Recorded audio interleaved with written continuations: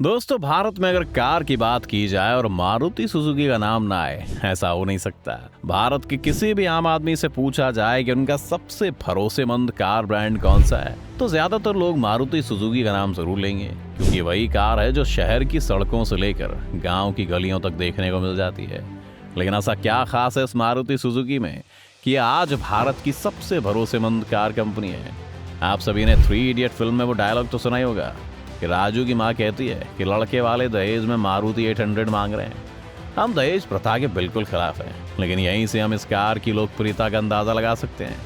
इसीलिए आइए जानते हैं इस कंपनी का पूरा सफर। आंकड़ों की माने तो कहा जाता है कि भारत में अगर 2 कार बिकती हैं तो उनमें से 1 कार मारुति की होती है। लेकिन क्या खास है मारुति की कारों में?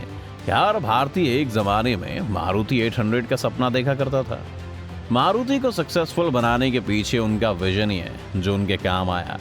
उनका सपना था कि भारत में ऐसी कार कंपनी हो जिसकी कारें एक मध्यम वर्गीय भारतीय भी अफोर्ड कर सके। आइए जानते हैं शुरुआत से।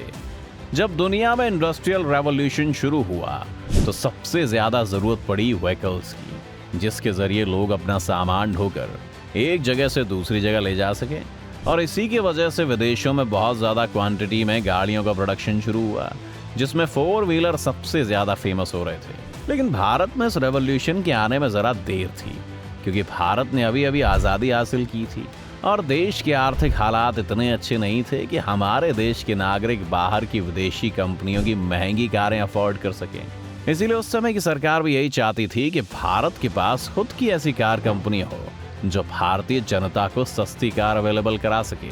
जिसके बाद 16 नवंबर साल 1970 में Maruti tech support private limited की स्थापना हुई। एक टेक सपोर्ट कंपनी थी जो कार की डिजाइनिंग पर काम करती थी और कार के बाकी हिस्सों की जानकारी देती थी।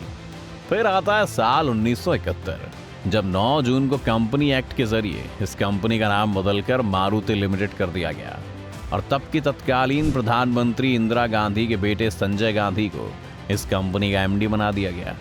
इंदिरा गांधी चाहती थी कि भारत में जो भी कार लॉन्च हो वो भारतीय कंपनी की हो और वो ऐसी कार बनाए जो हर भारतीय के बजट में हो। साथ ही साथ वो ये भी चाहती थी कि इसमें किसी भी बाहरी कंपनी का कोई भी इंटरफेयर ना हो। इसीलिए उन्होंने अपने बेटे को इस कंपनी का एमडी बनवा दिया। लेकिन संजय गांधी को ऑटोमोबाइल सेक्टर में किसी तरह की कोई नॉलेज नहीं थी, ना ही उनका बैकग्राउंड ऐसा था। इसके बावजूद भी उन्होंने इस कंपनी को आगे ले जाने के लिए बहुत कोशिशें की। यहाँ तक कि उन्होंने फोक्सवैगन और फोर्ड जैसी कंपनियों से भी मदद मांगी, लेकिन उन कंपनियों से उन्हें किसी भी तरह का कोई पॉजिटिव रिस्पांस नहीं मिला। क्योंकि उस वक्त देश में अकाल की स्थिति चल रही थी, इस वजह से बाहरी कंपनियों को इस बात का डर था कि उनके पैसे पूरी तरह से डूब जाएंगे और किसी भी कंपनी ने मदद करने के लिए हामी नहीं भरी। धीरे धीरे चुनाव का समय पास आता गया और संजय गांधी चुनाव की वजह से राजनीति में ज्यादा ध्यान देने लगे और इस बात का एहसास मारुति लिमिटेड के मैनेजमेंट को हो गया था। लेकिन संजय गांधी को उनके पद से हटाने की हिम्मत किसी में नहीं थी, इसीलिए वो कुछ कर नहीं पा रहे थे। जिसके बाद साल 1977 में जनता पार्टी की सरकार केंद्र में आ गई और मारुति लिमिटेड कंपनी पूरी तरह से क्लोज हो गई। एक वक्त को तो मैनेजमेंट के लोगों को यही लगा था कि यह सपना यहीं धरा का धरा रह जाएगा और वो आगे सपने को पूरा नहीं कर पाएंगे।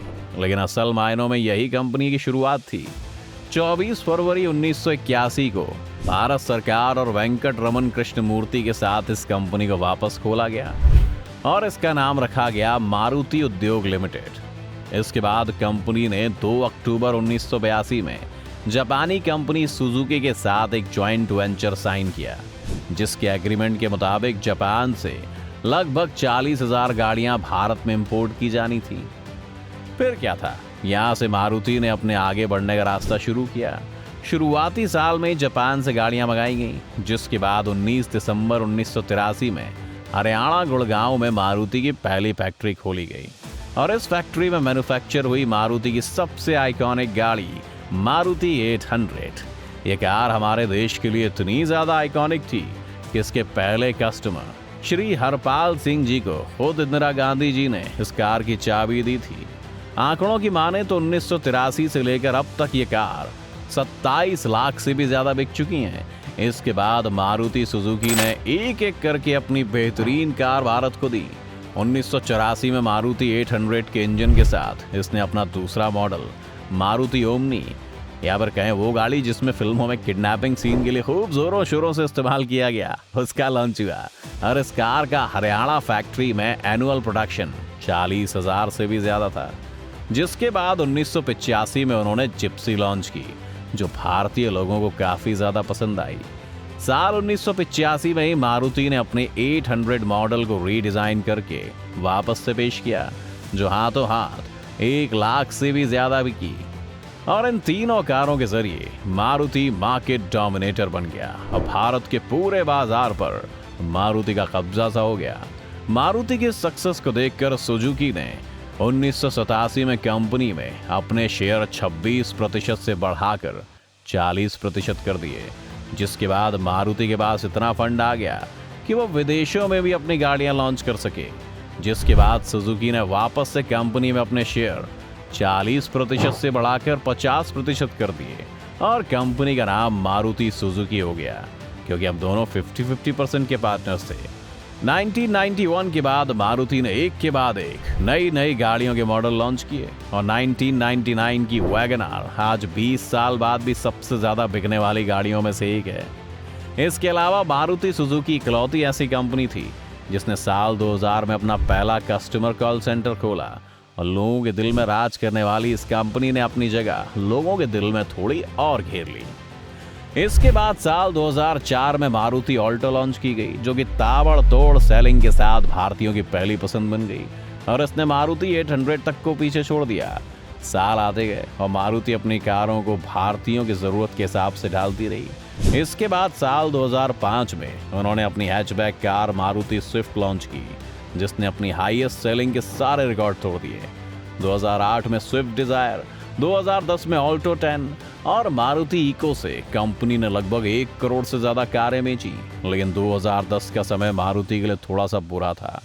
18 जुलाई 2010 को फैक्ट्री में मैनेजमेंट और एम्प्लॉयज के बीच थोड़ी झड़प हो गई, जिस वजह से फैक्ट्री में आग लग गई और मारुति का बहुत बड़ा नुकसान हुआ। 20 जुलाई को फैक्ट्री बंद कर दी गई और जब तक फैक्ट्री बंद रही तब तक हर दिन कंपनी को लगभग 75 करोड़ का नुकसान हुआ। लेकिन 2012 में 21 अगस्त को वापस से इस फैक्ट्री को खोल दिया गया। मारुति सुजुकी अपनी बेहतरीन क्वालिटी और बेहतरीन कारों के साथ हर भारतीय के दिल, घर और कैब कंपनियों में राज कर रही है। तो दोस्तों, ये थी मारुति की पूरी कहानी। आपकी पसंदीदा मारुति कार कौन सी है, हमें कमेंट करके जरूर बताएं। अगर आपको हमारी आज की वीडियो पसंद आई हो तो वीडियो को लाइक और शेयर जरूर करें। साथ ही साथ हमारे चैनल को सब्सक्राइब भी कर लें।